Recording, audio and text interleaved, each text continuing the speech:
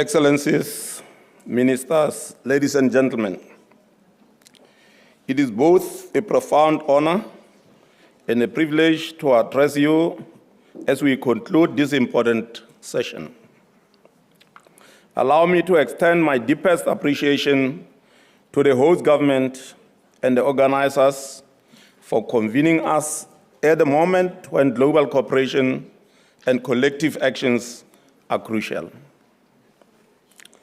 At the outset, let me convey to you all warm greetings from His Majesty King Letsie III, the government and the people of the Kingdom of Lesotho, a nation modest in size, yet resolute in its commitment to the ideals of multilateralism, sustainable development, peace, and inclusive prosperity. Much has already been covered by speakers before me. Let me rather make this observation. For many years, sustainability has been framed as a constraint on growth. However, in our case, we view sustainability as a competitive strategy. Emerging economies are no longer spherical actors. They are increasingly central to driving innovation towards the low-carbon economies. Digital transformation and diversified trade patterns require a paradigm shift from passive policy adoption to proactive leadership, shaping sustainable futures. Excellencies, in a world of constant shocks, energy, climate, or geopolitics, resilience is the new growth model. Countries that secure affordable and clean power, reliable water, and climate-smart food system will grow faster, protect their citizens, and remain competitive. Moreover, in a presumed multipolar world, inclusive development must be anchored in innovation, shared knowledge, and equitable access to finance and technology. Multilateral platforms must amplify the voices of smaller and vulnerable economies like Lesotho in ensuring that global governance remains fair, responsive, and inclusive. As a small land-linked economy and the water tower of Southern African region, our strategic importance is far larger than our size. It has been said by almost everybody, the concern that the world is facing when it comes to water.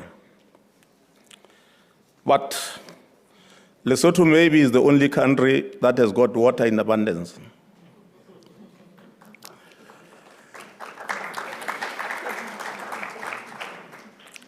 So we are looking for partners that can come and invest with us in water, in hydropower, in many other things that will be able to generate electricity, because we also want to do that and sell it to the pool, the Southern African pool, that is there for us to supply with electricity.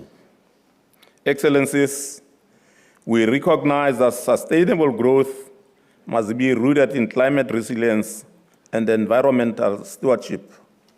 Our priorities include the following: renewable energy, expanding investment in hydropower, solar, and wind energy to reduce dependence on imported energy and ensure sustainable access to households and industries. Our focus is simple. We want to execute climate and resource-smart projects.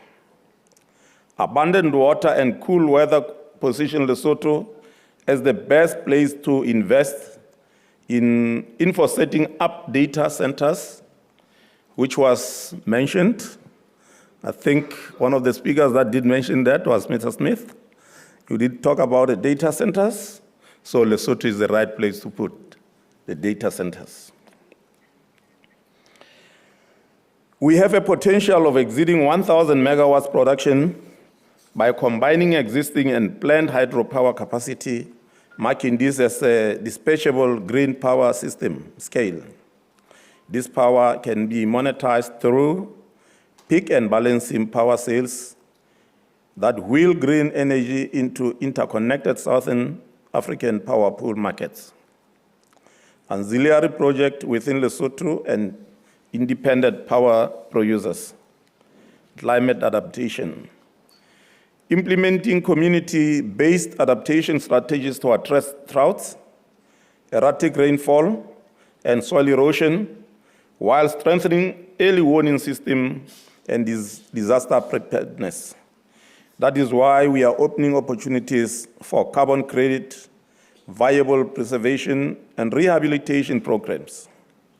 These include catchment restoration, wetland protection, invasive species removal, and climate adaptation. Protecting this ecosystem is not optional, it is an economic imperative. Promoting agro-processing value addition and climate-smart agriculture to enhance food security and rural livelihoods is a must to achieve productivity. Create jobs and foreign exchange earnings. We can irrigate at scale, increase cropping intensity, and supply agro-processing reliability.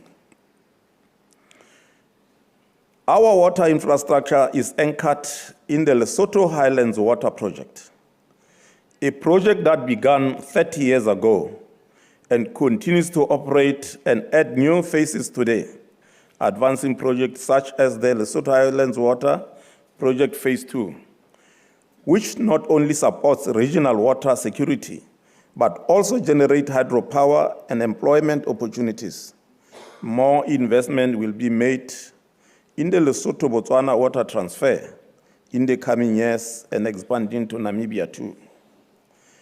Lesotho is, of course, the water source and gateway of the Senqu Basin region, underpinning a $450 billion sub-regional economy across the Southern Africa that serves over 60 million people. Excellencies, these priorities that I have just shared with you are true testament to our true potential that can only be realized with strategic partners. Let me reiterate, we need partnership around irrigation systems, climate-smart farming, cold chain logistics, processing facilities, and export-oriented value chains. I invite partners into a defined investment pipeline. The solar, hydro, and storage portfolio.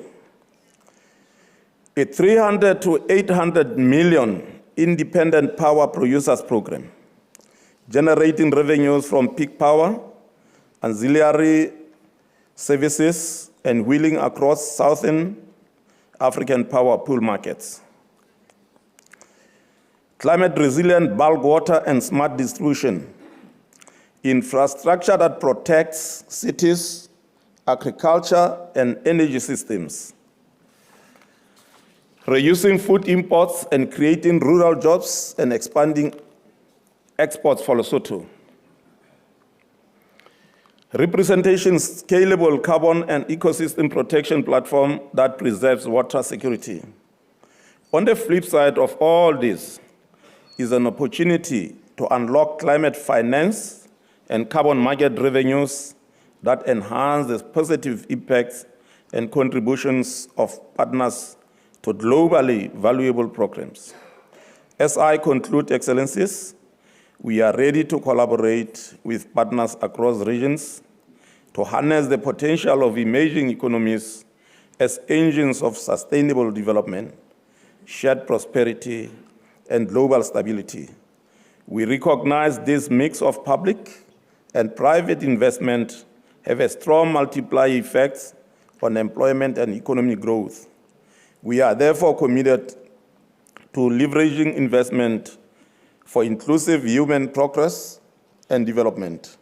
Together, let us reaffirm our collective responsibility to build a sustainable, equitable, and resilient future to all, and a global order that emphasizes strategic partnerships and collaboration, including strengthening regional and global institutions. I thank you.